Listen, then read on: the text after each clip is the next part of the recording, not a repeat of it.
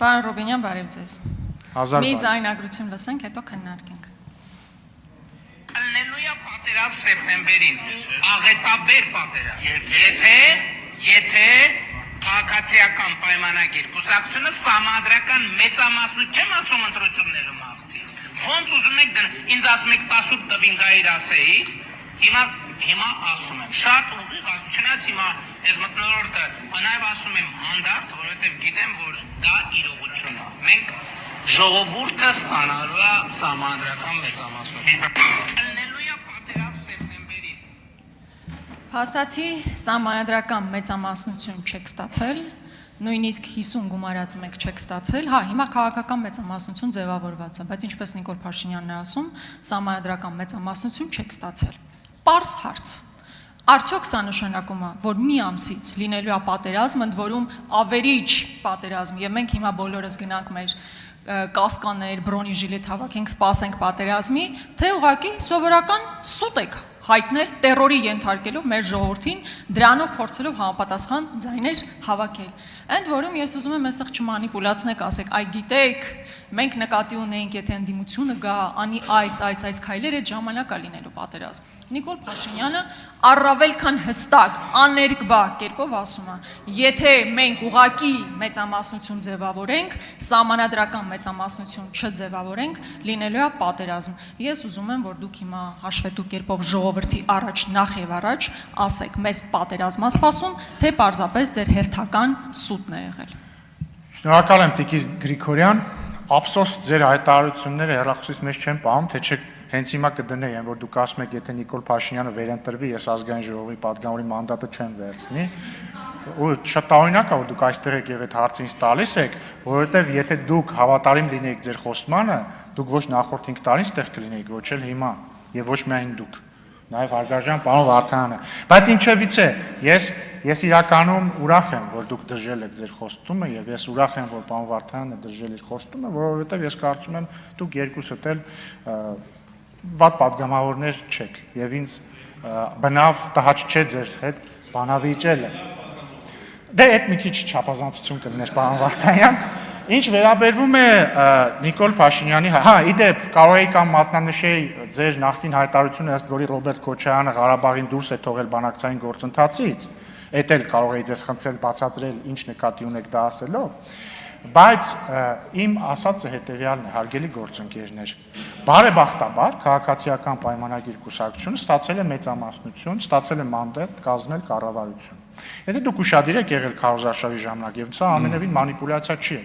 Մենք եւ ես եւ վարչապետ Փաշինյանը եւ մեր թիմի անդամները բազմիցս ենք բացատրել, որ մենք չենք ասում, որ պատերազմը լինելու, եթե ընդդիմությունը հաղթի, զուտ են բերումով, որ ընդդիմությունը հաղթի։ Ոչ, մենք ասել ենք, եթե ընդդիմությունը հաղթի եւ հետեւաբար գա իշխանության,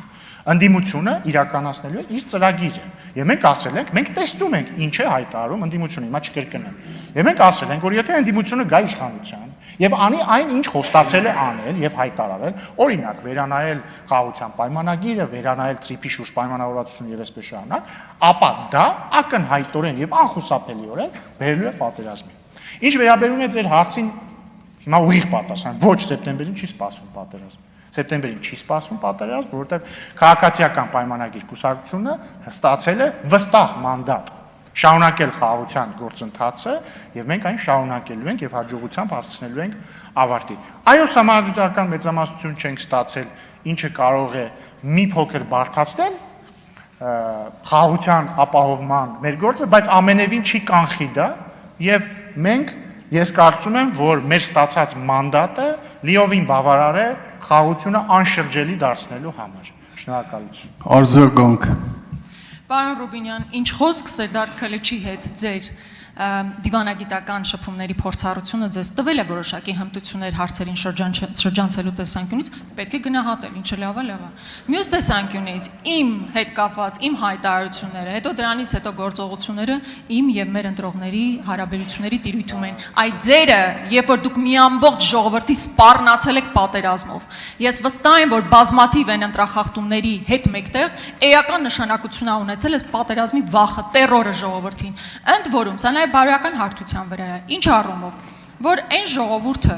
որ մի քանի անգամ սեպտեմբերին պատերազմ ա տեսել, դուք այդ նույն մարդկանց ասում եք, եթե մենք սահմանադրական մեծամասնություն չստանանք, լինելու է ավերիչ պատերազմ, չի ասում է ընդդիմությունը գա սա է անելու, պատերազմա լինելու։ Շատ հստակ է, պարոն Ռուբինյան, իմ հարցադրման մեջ ես ձեզ նաև հուշեցի ինչ չասել։ Ես գիտեի դուք ինչ եք ասելու։ Հայտարարությունը հստակ էր եւ դուք էլ ասում եք, որ հիմա պատերազմ չի լինելու, ինչը հերթական անգամ ապացուցում է, որ սովորական ստախոսներ եք, ով ժողովրդին մոլորեցնելով քվե է ստացել։ Շնորհակալ եմ Տիկին Գրիգորյան, ես էլ ուրախ եմ, որ ձեր այս 5 տարիների ընթացքում ինձ այդ շփումները ձեզ սովորեցրել են սուր հարցեր տալ, բայց ուրախ չեմ, որ չեն սովորեցրել, որ այդքան էլ բարեկիրճի մարդկանց ասել դուք ստախոսներ եք։ Կան ձևեր, օրինակ, ասել նույն միտքը առանց վիրավորական տոն օգտագործել։ Օրինակ, ասել դուք ճիշտ չեք ասում կամ ձեր ասածը չի համապատասխանում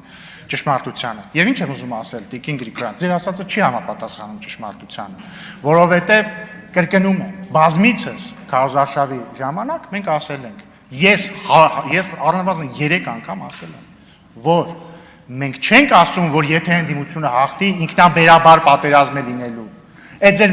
մեջ բերած հատվածից ուղիղ 1 վայրկյան հետո, որտեղ դուք մեջ բերում եք հատված իմ եւ Փաշինյանի միջև զրույցից, որտեղ ես էլ ավելացնում եմ, նա էլ համաձայնվում է, որ պատերազմ կլինի, եթե ընդդիմությունը գա իշխանության եւ իրագործի այն, ինչը պատրաստվում է իրագործել։ Իսկ ինչ վերաբերվում է ձեր խոստման չկատարման, քննարկման հարցի, ոչ ամենևին ոչ Տիկին Գրիգորյան, մենք բոլորս հաշվետու ենք ոչ միայն մեր ընտրողների առաջ, այլ ամբողջ ժողովրդի առաջ։ Դուք չեք ներկայացնում միայն ձեր ընտրողներին։ Դուք տվել եք երթում, որ դուք ներկայացնում եք Հայաստանի ամբողջ ժողովրդին։ Նույն ձև էլ ես։